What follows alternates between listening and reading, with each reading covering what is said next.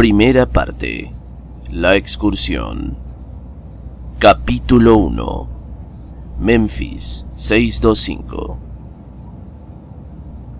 2010. Por Dios, un informe de 20 páginas. ¿Por qué te quejas, Josh? Tú fuiste el que más habló de eso el fin de semana. Bueno, tal vez, pero no es culpa mía. Bien dicen que la palabra tiene poder. Además, somos universitarios. Los trabajos de secundaria quedaron atrás. Esto es otro nivel. Tom miró a Josh bajo el sol abrasador del mediodía. Notó cómo las gotas de sudor se deslizaban sobre las mejillas redondas de su amigo. Aquel suceso natural pudo haber sido organizado por el calor que no dejaba de avivar, o también por el enjambre de preocupaciones a causa de un extenso informe que debían realizar durante el verano. Mira el lado positivo, prosiguió Tom. El tema podrás escogerlo tú. Fue muy considerada, comentó Josh, sarcásticamente. Lo es, al menos no estamos ligados a un solo tema en general. Puede que tengas razón, todo lo malo siempre tiene un lado bueno. Aunque sigo insistiendo, no veo la necesidad de tantas páginas para un informe. ¿No crees que con 10 ya haya sido suficiente? Bien, si no estás de acuerdo, ve y habla con la señora Gombrich. Quizá la hagas retractarse de su decisión. Miranda Gombrich era una de las maestras que conformaban el programa de literatura y lenguaje. La mujer, de cuerpo delgado, cabellera negra, corta y ondulada, con nariz recta y un poco torcida hacia la derecha, de rostro ovalado y labios herméticos, se acercaba a los 50 años de edad. La mayor parte de su vida la dedicó al servicio educativo. Emprendió la carrera como docente de literatura a los 19 años. A los 23, comenzó dictando clases en un pequeño colegio de Cooperstown, Nueva York, donde realizó una maestría en didáctica de la lengua. A los 36 se mudó a Texas y trabajó en la Universidad de Houston durante 4 años seguidos sin presentar ninguna queja, aunque este último no valorara su desempeño, pero era una anécdota que solía evadir cada vez que le preguntaban. Tom solo conocía una breve reseña de las venturas e infortunios laborales por las que Gombrich había surcado. Los primeros años de trabajo como educadora fueron conocidos una mañana de febrero, en la que la escuálida profesora dejó escapar de la boca un juego de palabras que, conspiradas entre sí, revelaron una pequeña parte de su vida privada. Eso había sido hace mucho tiempo, 1 o 2 meses después de haber comenzado el segundo semestre de comunicación social, y el único recuerdo que perduraba en la mente de Tom era el nombre de un tal Webster.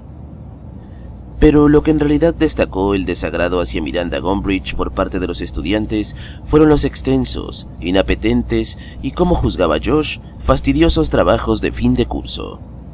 Además de ser una vieja entelerida, cuyas facciones se asimilaban a las de un muerto viviente, era muy estricta con el esfuerzo que demandaba cada vez que se acercaba un receso de verano.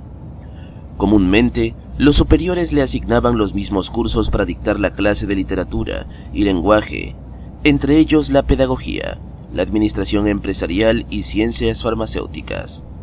Pero la metodología era lo único que no cambiaba. En la universidad se le amonestaba mucho por la extensión de folios que obligatoriamente debían llevar todas las carpetas de trabajo. ¿Acaso no tiene marido a quien responderle?, comentaban algunos. Se la pasa leyendo más de 100 páginas solo por una buena calificación. Está loca la vieja Gombrich, reputaban algunos. Entre los compañeros más antiguos se le atribuía en secreto el título de Lawrence, en honor y seguramente mofa hacia el fallecido maestro de ciencias ocultas y filosofía humana, Conan Lawrence, quien ordinariamente optaba por esa sistemática. ¡Ja! Los milagros existen, dijo Josh, pero el que existan no quiere decir que todo el mundo los haga. Bueno, entonces no protestes y obedece, insistió Tom. Tú conoces muy bien a la señora Gombrich y a sus tediosos trabajos informativos. Temas muy complejos, extensos y aburridos. Seguro nos está preparando anticipadamente para que nos vayamos haciendo una idea de cómo puede ser el camino periodístico. Josh no dijo nada más. No valía la pena seguir insistiéndole a Tom con lo del informe. Este nunca le daría la razón. Conocía muy bien la actitud necia de su mejor amigo. Desde la primaria se comportaba de esa manera, pues Tom era un estudiante sometido a cualquier orden impartida por los profesores.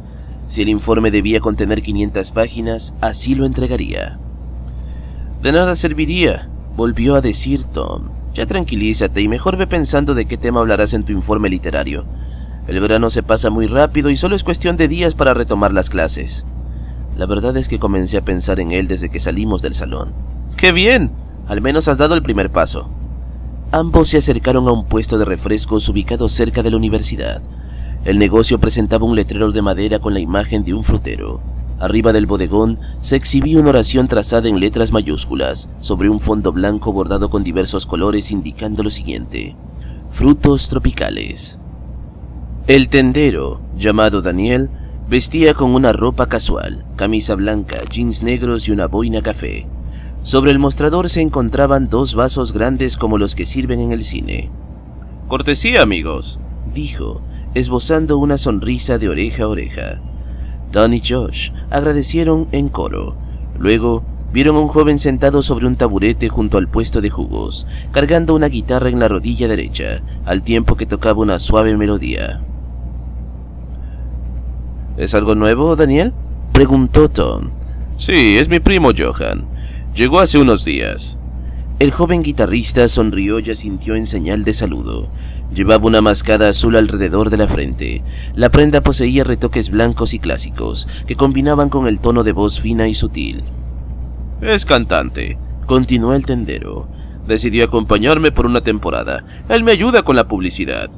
Ambos conocían a Daniel, un joven, al igual que ellos, con pasatiempos tediosos y vida desconocida. Solo sabían que provenía de una nación asentada en Sudamérica y llevaba viviendo 7 años en Louisville. Así atraerás a más clientes, comentó Tom. No lo dudo, agregó Josh. Agradecieron de nuevo y se alejaron del puesto deseándole un buen día. Lo mismo para ustedes, concluyó Daniel. Minutos después, poco antes de dar el primer sorbo al refresco, Tom preguntó: ¿Y de qué hablarás en tu informe? El sabor a fresa, mezclado con leche, descendió por la garganta permitiendo que el gélido líquido quemara las paredes del tubo muscular. Era incómodo pero refrescante. Tom hizo una mueca. Leí un artículo en internet acerca de un lugar situado al norte de Tennessee, respondió Josh. Los estudiantes de medicina forense lo utilizan para realizar sus investigaciones, examinando cadáveres en descomposición y así por el estilo. Lo llaman la granja de cuerpos. Creí que podría ser un tema interesante. Te lo dejo hasta ahí, no quiero que alguien más me robe la idea. Se llevó la pajilla a la boca y absorbió. Luego dijo: Tú no lo harás, ¿verdad? ¿Hacer qué? ¿Robarme la idea? Tom hizo una expresión con la boca, una mueca de: ¿acaso crees que soy mal amigo? ¿Crees que me importa tu informe? No necesito robarte la idea, respondió. Además ya pensé en un tema. Josh dejó de beber y prestó atención a las palabras que su amigo expresaría a continuación. Hace mucho, una ola de suicidios comenzó a manifestarse en el estado de Hawái, sobre todo en la ciudad de Honolulu, prosiguió Tom. Los periodistas la llamaron la peste del 55. Dicen de un buque de carga y que este transportó la enfermedad. En aquella época el barco había realizado un viaje a la isla de Hawái. Después de un tiempo se registró como desaparecido. Cuando lo encontraron, los cuerpos de la tripulación estaban en estado de descomposición, y ahí fue donde comenzó todo. Josh tragó. Me interesó el tema. Es algo enigmático y aterrador. Además, aún existen testimonios y fotografías de los cuerpos. Hubo una ligera pausa. Josh carraspeó y dijo enseguida: Amigo, creo que nuestros informes serán los mejores de la clase. Rió Josh. Además, encajan. Granja de cuerpos y peste desconocida. Serán unas buenas vacaciones, llenas de investigación gótica. Absorbió una vez más y agregó: Deberíamos reunirnos para trabajar juntos. Me parece una excelente idea. Claro que lo es. Además, necesito a mi mejor amigo para que me dé un empujón por si me quedo dormido. Te daré un golpe en la cara si es necesario. Ambos se carcajearon, al tiempo que los pasos transitaban sobre la acera. La peste del 55. De esta manera fue nombrado el informe mientras caminaba de regreso a casa. Cuando llegó al departamento donde se hospedaba, dejó a un lado el morral y se sentó frente al computador. Antes de redactar las primeras páginas del informe, escuchó un mensaje que había registrado la contestadora. Hola, cariño, ¿habla mamá? Tu padre y yo queremos decirte que para este verano te esperaremos aquí en casa Y no olvides llamarnos por si ocurre algún imprevisto. Te amamos. Había pasado un año sin ver a sus padres, y era necesario la ausencia y el traslado a Kentucky a Tennessee. El departamento donde vivía se hallaba en un conjunto residencial llamado Scott Calvin. La zona era muy acogedora y, además, silenciosa, sin mencionar la premiosa distancia que lo separaba de la Universidad Blackwood. La primera vez que se hospedó fue difícil. Afortunadamente, tenía conocimiento sobre actividades hogareñas, incluyendo la cocina. Sus padres no pagaban el alojamiento. Este lo cubría una beca que había ganado en una convocatoria de periodismo hasta que el joven terminara la carrera. Mientras tanto, debía esforzarse y conseguir buenas calificaciones para poder lograr sus propósitos.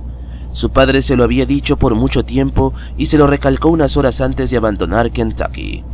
Toda gran recompensa merece un gran sacrificio. Una hora después, mientras tecleaba apresuradamente, el teléfono celular sonó. El joven volvió la mirada al móvil, lo ignoró durante unos momentos y continuó tecleando. El aparato inalámbrico no dejaba de tintinear. Tom detestaba cualquier interrupción durante el trabajo.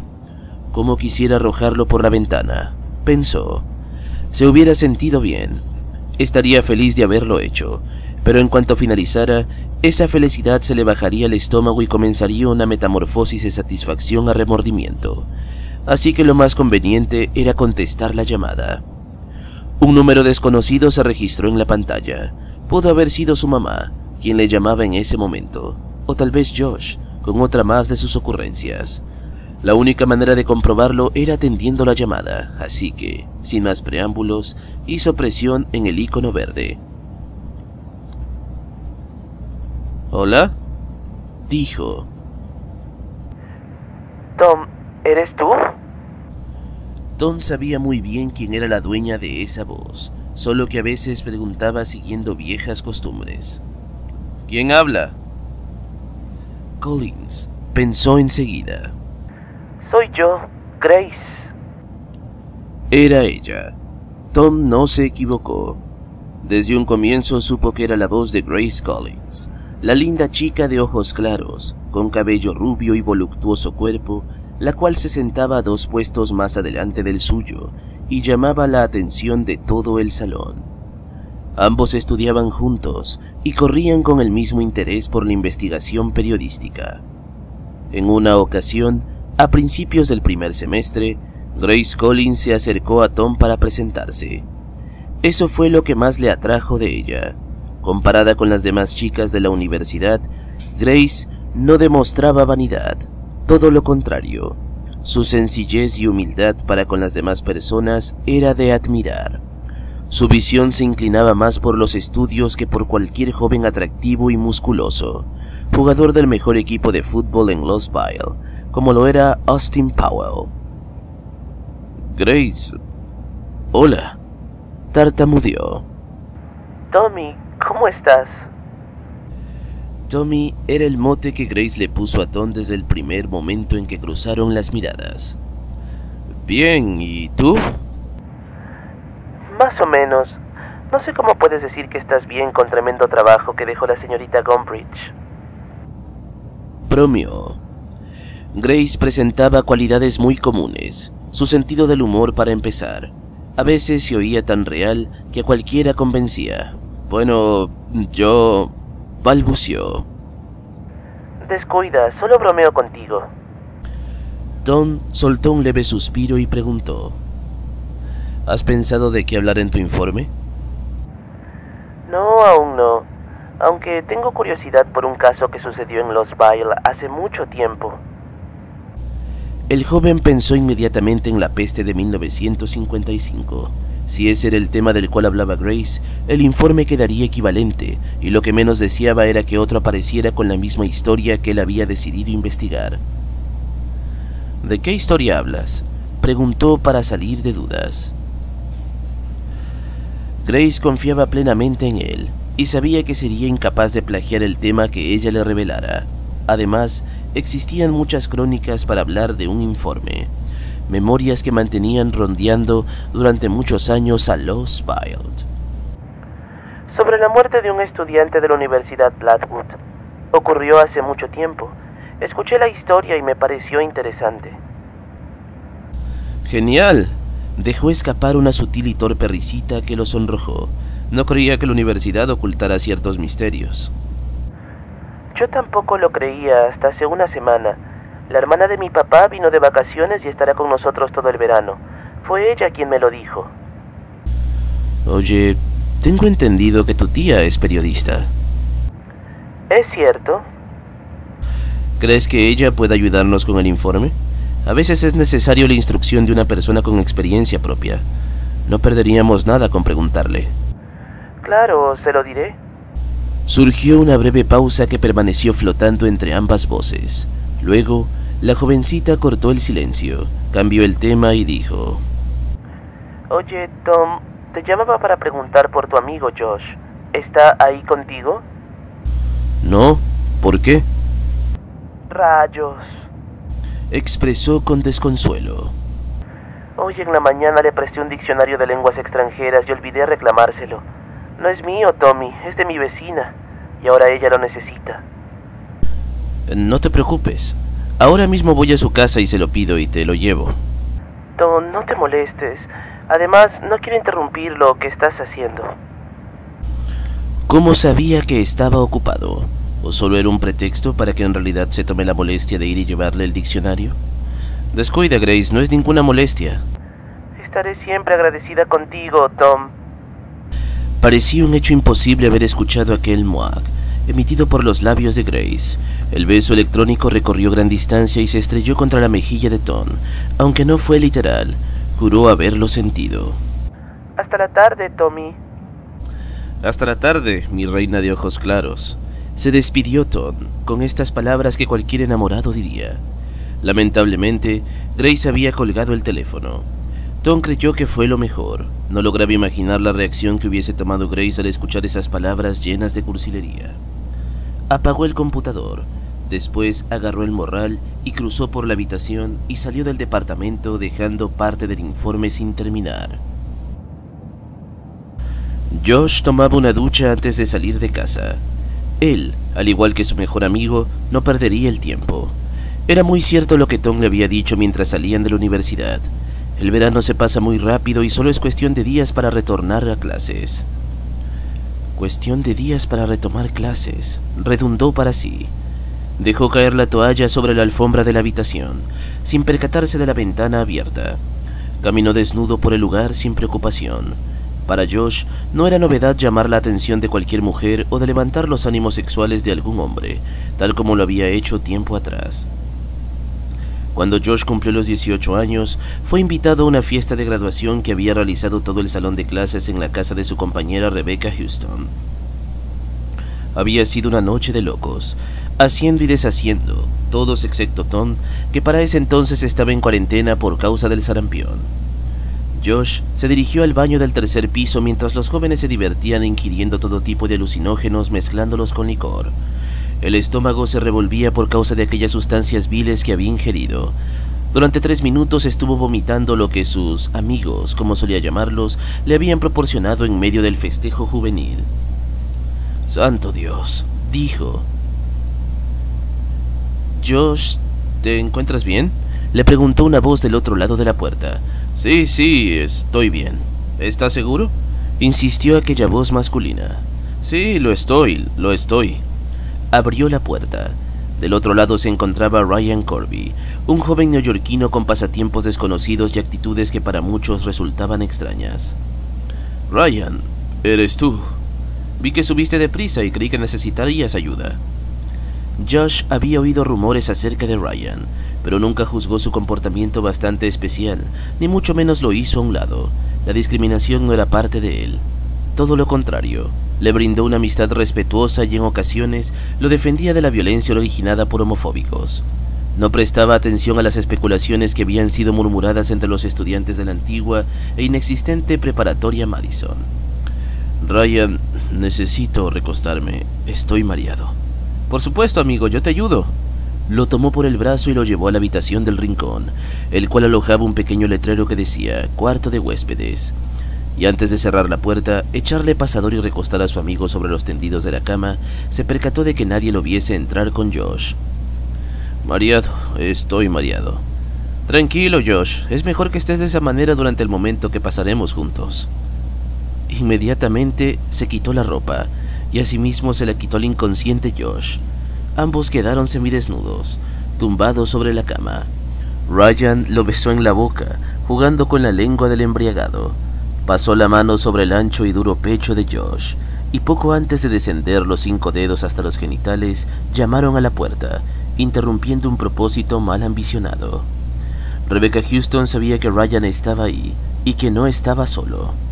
«¡Abre la puerta, Ryan!», le ordenó. «Sé que estás ahí».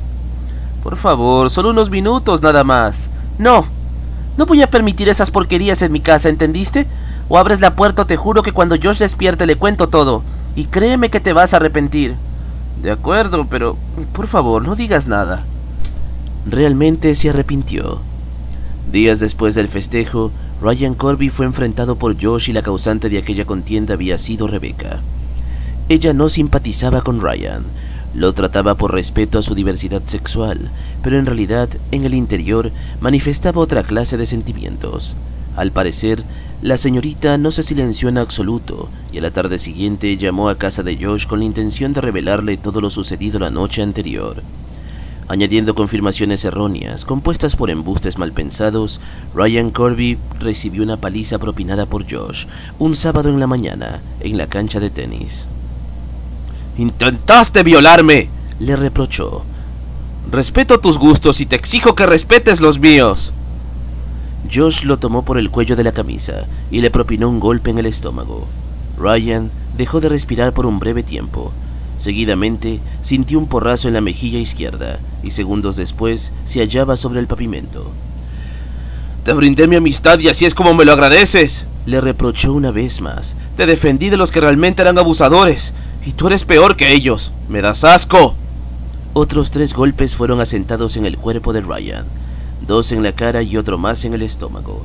Después de eso, moretones leves y temporales harían su aparición en las partes magulladas. Cuando su madre le preguntó sobre la causa de los golpes, él prefirió narrarle una versión improvisada. Le aseguró que había sido atacado por 6 sujetos que usaban pasamontañas.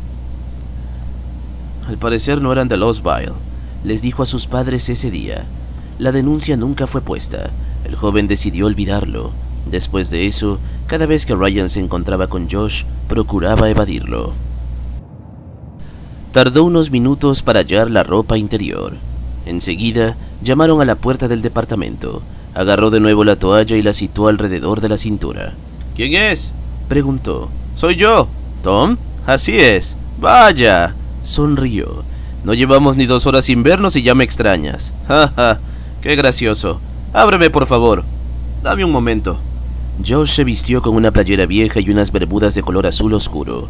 Era lo que tenía al alcance.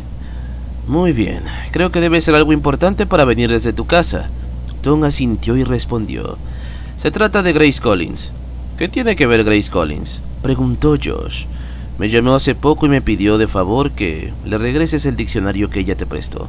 El de lenguas extranjeras. Se lo llevaré». «¿Ella te pidió el favor o tú te ofreciste por ella?». «Es igual», dijo, entrando e ignorando la pregunta de su amigo. «No puede ser, me preocupas, viejo». Tom husmeaba entre las cosas personales de Josh, mientras éste lo regañaba como si fuera su papá.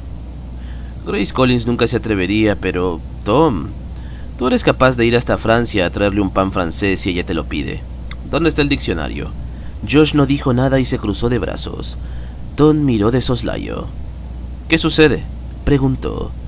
Josh, tomando el papel ajeno de un padre preocupado, dijo. «Estás enamorado, ¿verdad?». «No empieces, Josh». «Dile en este momento a tu mejor amigo, si esa chica te llama la atención». Tom recordó por un momento a su padre, un hombre bastante estricto y sobreprotector.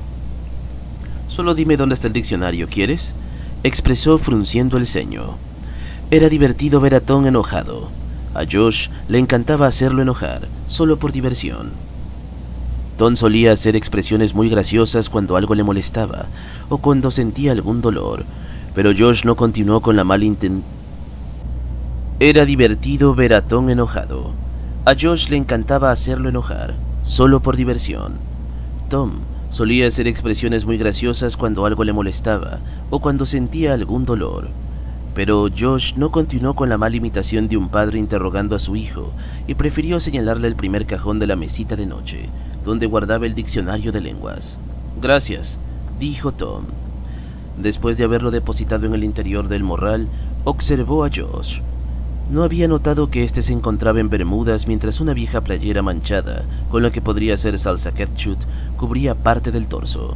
Además de eso, su cabello negro y liso estaba húmedo. «¿Vas a algún lado?», preguntó. «Quería asegurar mi puesto en una excursión que saldrá pasado mañana», respondió Josh. «¿Irás a la granja de cuerpos?». «Correcto. Estuve indagando por internet un medio de transporte que me condujera a la granja, y se cruzó en mi camino aquella excursión. Ahora mismo iba a comprar el boleto». «Vaya, me tiene sorprendido. Eras el menos interesado en presentar el proyecto y ahora mírate. Dejamos la universidad hace unas horas y vas corriendo a comenzar tu trabajo. No es cosa del otro mundo». «Para mí lo es», bromeó Tom. «No digas más tonterías y mejor llévate esa basura de aquí», respondió señalando el diccionario. «Dile a Collins que me disculpe por habérmelo traído sin avisar». «Bueno, me voy. Gracias». Josh asintió. Cuando Tom cruzó por la puerta, se detuvo un instante, volvió la mirada a su mejor amigo y dijo con un tono manso: «¿Josh?» «Sí. Que tengas suerte en tu excursión. Cuídate». Por un momento, Josh comparó a Tom con una madre preocupada. Solía escuchar aquellas palabras de la boca de los padres, no de los amigos. Pero aquella amistad, llena de confianza, a veces producía que ambos se comportaran como papá o mamá. «Lo haré», respondió Josh, esbozando una sonrisa sobre el rostro. Mientras el autobús que había abordado en el paradero donde terminaba la calle Windsor, ahí vivía Josh, y donde comenzaba la Downhill, realizaba el recorrido hasta la Avenida Muerta. De esta manera solían llamarle en Louisville, dado a la cantidad de accidentes presentados. Tom logró percatarse de un automóvil que apareció repentinamente. De pronto, el autobús se sacudió en la parte trasera. «¿Qué diablos?», expresó el conductor, quien no dejaba de mirar por el espejo retrovisor. Un Cadillac modelo 70 lo estaba siguiendo. Tom logró ver al chofer, que manejaba el Cadillac de color azul claro y con la placa Memphis 625. Por la apariencia física, el sujeto no se encontraba en buenas condiciones mentales. Se trataba de un anciano lampiño, de expresión famélica y vestido con una bata blanca que le cubría parte del cuerpo desnudo. El viejo volvió a chocar el vehículo, pero esta vez contra el costado derecho del autobús. Luego miró a Tom y expresó horrorizado: «¡Ellos vienen tras de mí! ¡Ellos vienen tras de mí!». El joven, extrañado como los demás presentes, miró por encima del hombro y vio dos ambulancias que iban en persecución. «¡Maldición!», pronunció el conductor ante un tercer impacto. Los pasajeros comenzaron a horrorizarse, presagiando lo peor. Tom se aferró al respaldar de la silla que se hallaba frente a él. Esperaba una cuarta sacudida y así fue. Otro golpe proveniente del lado derecho sacudió el vehículo. «¡Rayos!», prorrumpió el conductor por tercera vez, perdiendo el control de la máquina. Se escuchó un fuerte estruendo y después una profunda oscuridad cegó a Tom. Este logró oír el bullicio de las sirenas de las ambulancias mezclándose con el zumbido del viento, pero además de eso, alcanzó a escuchar voces incomparables, voces de desesperación que nunca antes había percibido. Era aterrador. Capítulo 2. Después de la tormenta. 1956. Rachel Burton agilizó el paso cuando contempló el cielo tornándose de un color gris. «Probablemente lloverá», pensó. Dejó el paraguas sobre el mesón de la cocina, mientras su gabán térmico permanecía guardado en el closet. No había llovido en Louisville durante semanas. La última vez fue a principios de junio y de ahí un leve verano que se extendería hasta septiembre, según el estudio del clima presagiado ese mismo mes. Salió de la casa temprano, dejando a un lado los utensilios para la lluvia y llevando consigo solo lo necesario. Ahora estaba arrepentida de haber escuchado el climatólogo, que reportaba todos los días el estado meteorológico de la ciudad. «Gary Cooper, no debí haberte prestado atención», refunfuñó. Cooper se caracterizaba por ser un hombre corpulento. Solía llevar sobre sí un suéter tejido en lana de diferente color, el cual acompañaba con un moño rojo y ancho. Su presencia se declaraba a mitad del noticiero, dando la espalda a una pantalla de tela de color azul que, para el público televidente, dejaba de ser una tela corriente y sin gracia, convirtiéndose en el relieve de Lost Vile. La mayor parte de los presagios climáticos que Cooper lanzaba casi siempre eran acertados. Por tal motivo, obtuvo un galardón al mejor presentador de clima en el año de 1952. Y aunque la gente lo estimaba demasiado, Rachel, por otra parte, lo repudiaba. Para ella, Gary Cooper era solo un obeso climatológico con fachada ridícula que aparecía en el noticiero cada mañana, y precisamente no era envidia lo que ella sentía hacia él, sino desprecio. 2 años atrás, Rachel tuvo la oportunidad de conocer los estudios del canal NFM, Noticia y Farándula del Mundo, junto a Evelyn Davenport, quien fue su compañera de curso en la universidad. Ambas habían ganado un concurso al mejor presentador de noticia negra y farándula. El primer lugar se llevaría una suma de dinero que no pasaba del $1.000.000, incluyendo la visita a los estudios NFM, ubicados en la ciudad de Shelbyville, en el condado de Bedford.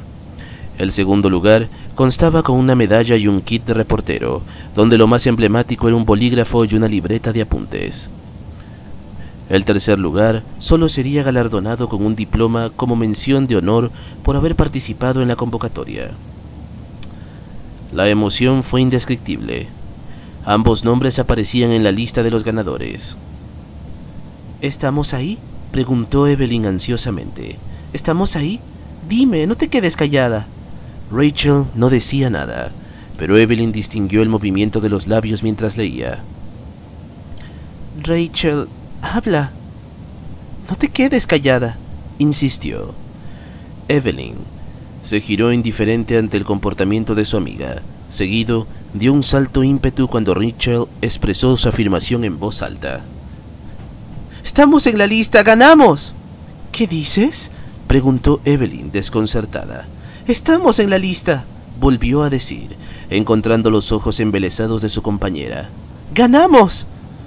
No puede ser, la secundó Evelyn. ¿Estás bromeando conmigo? Claro que no, ¿acaso no ves?, respondió Rachel, señalando con el dedo el índice, el número 2 registrado en la lista. Allí se descubría el nombre de Evelyn J. Davenport.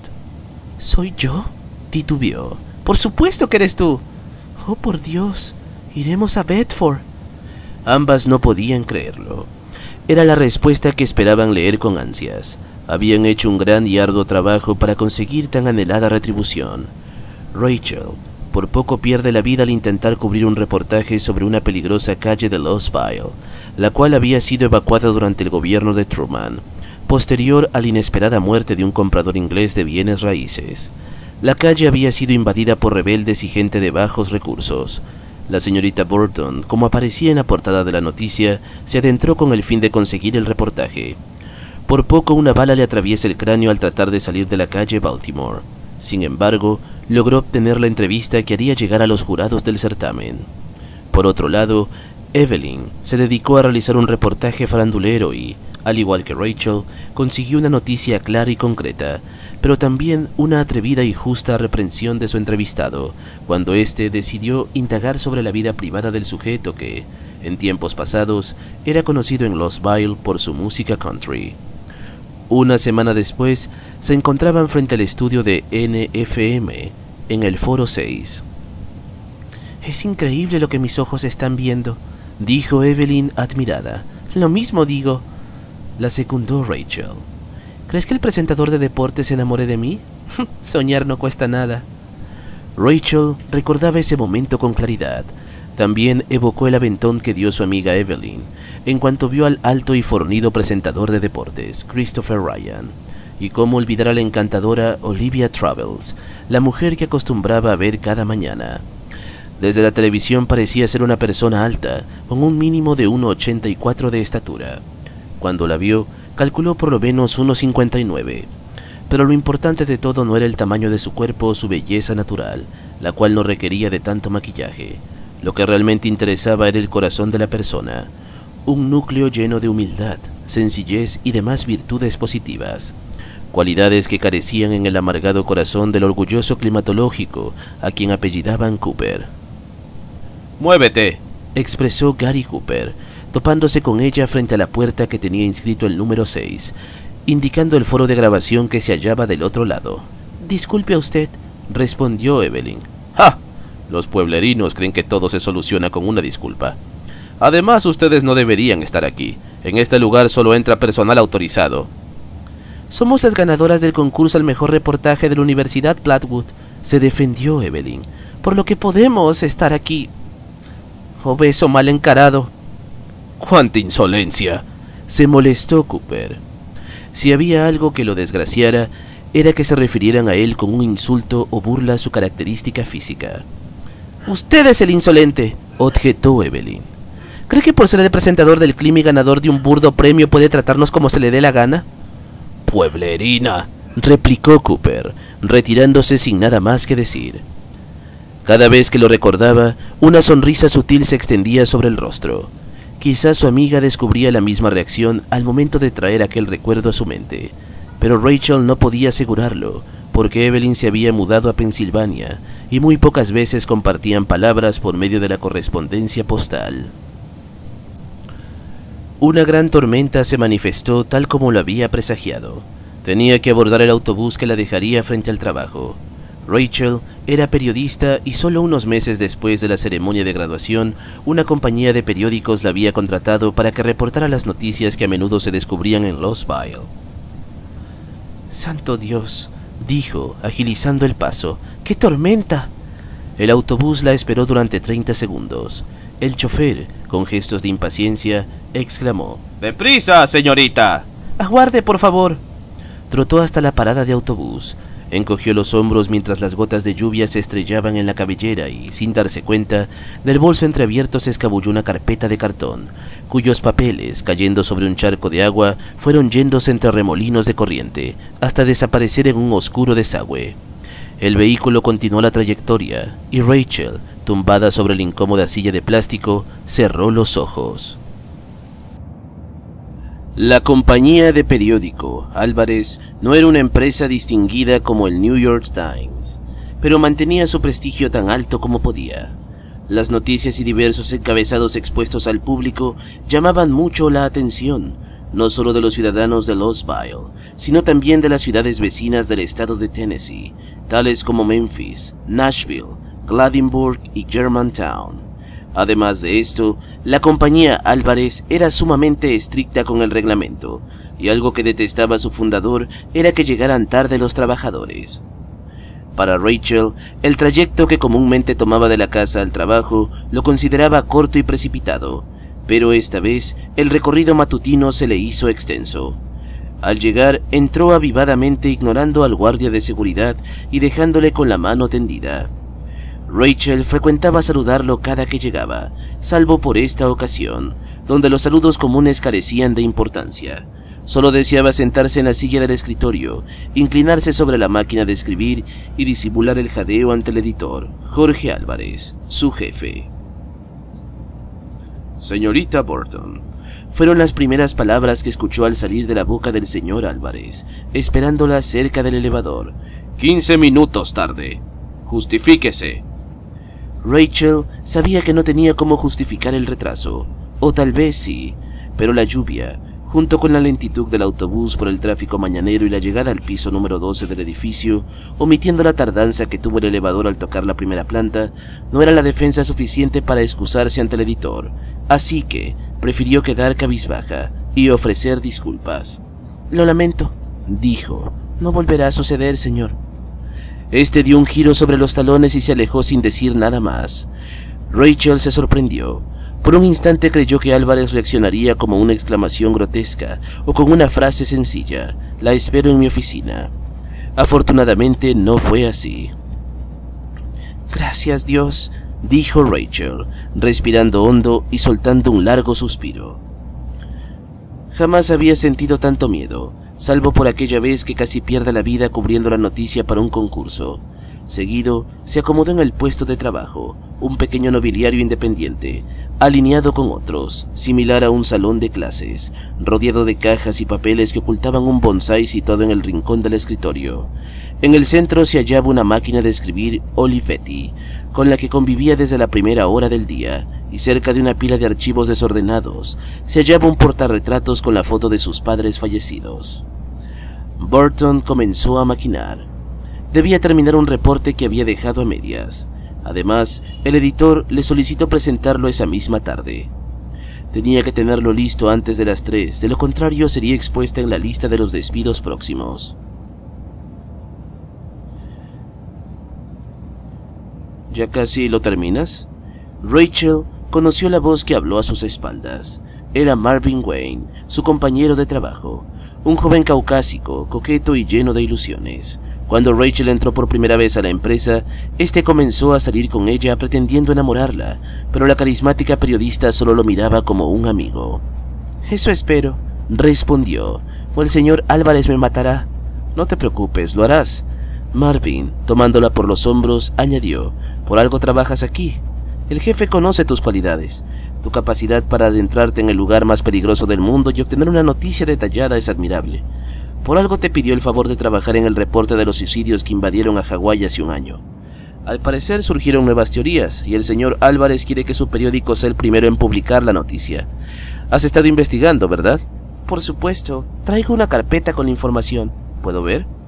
Claro. Rachel tanteó entre los objetos personales que siempre llevaba consigo en el interior del bolso, y al no encontrar lo que buscaba, dio un salto ímpetu que llamó la atención de los demás. ¿Qué sucede?, preguntó Marvin.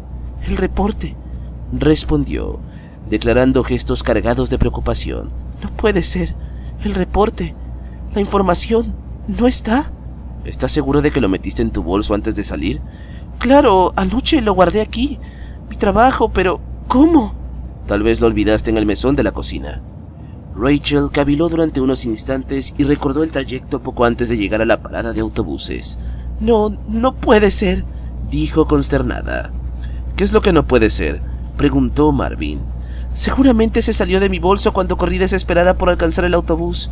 Soltó un suspiro y cabizbaja continuó. «Estaba abierto. La carpeta impedía que lo cerrara. Rayos, mi trabajo, todo está perdido». Se produjo una leve pausa. «Oh Dios, ¿ahora qué hago?», continuó lamentándose. «El señor Álvarez me despedirá. No sabes lo difícil que es encontrar un trabajo en esta época del año». Marvin arqueó las cejas al ver que su compañera estaba en un estado tan deprimente. «No te preocupes, Rachel», dijo. «Buscaremos una solución». «¿Por qué a mí, Marvin? ¿Por qué a mí?», expresó con tristeza. «Oye, tranquilízate». Marvin pensó por un minuto y en ese instante tuvo una idea que solucionaría el problema. «Te propongo algo», dijo con un tono de voz manso. «Hace unos días me comprometí con el señor Álvarez para cubrir una noticia que ocurrió hace un año. Se trata de un homicidio». No te tomes la molestia. Esos casos de homicidios no son lo mío. Eres reportera, ese es tu trabajo. Cubrir cualquier noticia que se presente». «Exacto. Cubrir la noticia, no robársela a mi compañero». «No la estás robando, solo estoy proponiéndote un trueque. Tú te encargas de redactar mi reporte y yo me encargaré del tuyo». Rachel caviló nuevamente. En breve respondió: «No lo sé, Marvin». En ese momento, Rachel lanzó una mirada a los diversos encabezados descubiertos en el pizarrón, alojado a un costado del elevador como objeto a la vista de todos. Se acercó a él, suponiendo quizá encontrar la solución al problema. Mujer asegura que su hijo escuchaba voces desorientándole de la realidad. Joven estudiante se suicida ahorcándose en su propia habitación. Compañeros del joven Johnson testifican que el estudiante se encontraba en buenas condiciones mentales. Profesores y estudiantes de la Universidad Blackwood realizan marcha en contra de la violencia. Familiares de la víctima no responden a preguntas. Madre del joven Johnson es internada. Era un collage de la misma noticia. Rachel había oído acerca de eso, pero no lo profundizó mucho hasta ese momento. «Marvin», dijo Rachel, «¿cuándo pusieron esos encabezados?» «Ayer en la tarde». «Tú ya no estabas, te habías ido». «¿Esa es la noticia de la que hablas?» «Sí, esa es». «Por lo que veo, el señor Álvarez está muy interesado». Interesadísimo, pero te advierto, el caso Johnson fue hace un año y seguramente al señor Álvarez le interese publicar algo nuevo y verdadero. No solo especulaciones como las que llegaron hasta las oficinas del New York Times, y quién sabe cuántas más. Es información trillada. Quizá esta vez no lo sea, Marvin. El señor Álvarez está tratando de conseguir algo y no lo ha logrado. Tú lo has dicho. Rachel miró a Marvin, expresó una sonrisita y respondió: encontraré lo que está buscando. No, expresó el señor Álvarez. ¿Por qué no?, preguntó Rachel. Ya sabes cuál es la noticia que quiero que cubras, así que no insistas. Pero, señor, suplicó Rachel, esta puede ser la oportunidad esperada durante mucho tiempo para que el periódico suba de escalafón a nivel nacional. Lo sé, por eso me encargaré personalmente de ella. Quería que Wayne la cubriera, pero decidí hacerlo yo mismo. Rachel respiró hondo, soltó una exclamación y continuó. ¿Acaso usted no se ha preguntado por qué las demás compañías de imprenta no han podido conseguir la última pieza de ese rompecabezas? Álvarez quedó en silencio ante aquella pregunta. Miró de soslayo y reclinó la espalda en el respaldo de la silla. Bien, extendió Rachel, yo le diré por qué. Se acercó al sujeto y añadió: estrategia, eso es. Todo depende de la estrategia. No creerá que las puertas se le abrirán fácilmente solo porque es el dueño del periódico más leído en Louisville. ¿Acaso cree que le permitirán exprimir una noticia que ha estado en la mira de muchos periodistas? Probablemente ellos han hecho lo mismo que usted está a punto de hacer, y por eso han fracasado. Jorge Álvarez siguió enmudecido. Ninguna palabra profanó, y, aunque no quería aceptar lo que estaba escuchando, sabía que Rachel tenía la razón. Puede que ella sea un as bajo la manga, pensó el interpelado. El mismo as que los otros no han podido sacar. Señor Álvarez, prosiguió la mujer, permítame cubrir esta noticia con la mayor de las paciencias posibles. Lograremos que la compañía alcance una reputación muy alta, se lo prometo. Le propongo amablemente que usted se encargue de la noticia referente a los suicidios que se manifestaron en la isla de Hawái. Jorge meditó frente a la propuesta que la señorita Burton le trazó. El momento fue cubierto por un manto de nerviosidades, las cuales se intensificaron. De pronto, vio mover sus labios. La mujer pensó que la respuesta sería negativa, y con ello terminaría la conversación. ¿Quieres que yo me encargue de la noticia de los suicidios en Hawái?, inquirió Álvarez, mirándola fijamente. Podría dejarla en sus manos o en las de Marvin, respondió Rachel, sin signos de intimidación, reacción que el editor no esperaba. El empresario carraspeó 2 veces, luego bajó la mirada a un conjunto de documentos regados por todo el escritorio e indicó: La información la tiene Mary, mi secretaria, dijo finalmente.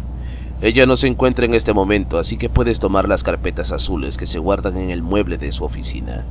Ahí está todo lo que necesitas: direcciones, preguntas, algunas fotos, etc. De acuerdo, señor, se lo agradezco. Comenzarás después de la tormenta.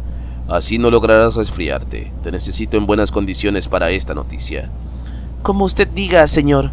Rachel dio la vuelta esbozando una sonrisa de victoria y poco antes de salir de la oficina del editor, este le advirtió: Señorita Burton, no me decepcione o quedará despedida, se lo aseguro. De un momento a otro, aquella sonrisa de victoria desapareció como un relámpago. ¿Qué pasó?, preguntó Marvin después de verla salir. Prepárate, respondió ella. En unas horas saldremos a dar un paseo.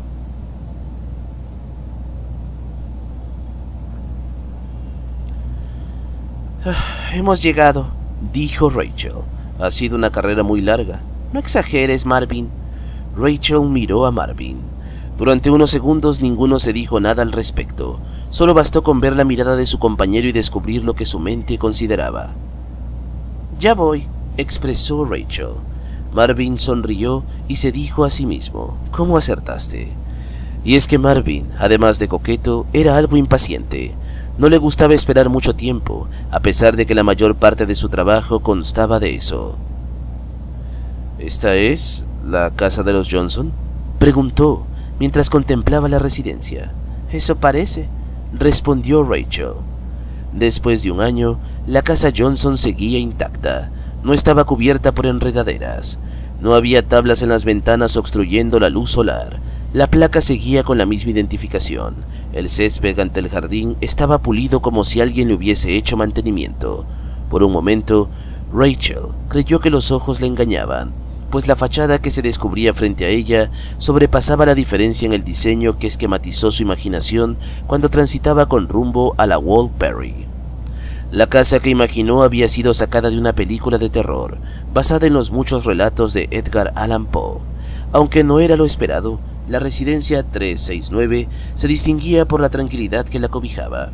Y a pesar de no tener indicios paranormales como muchos solían especular, cuando Rachel la contempló, enseguida recordó el caso de la casa Whalley, serena y sigilosa, pero con un gran misterio en su interior.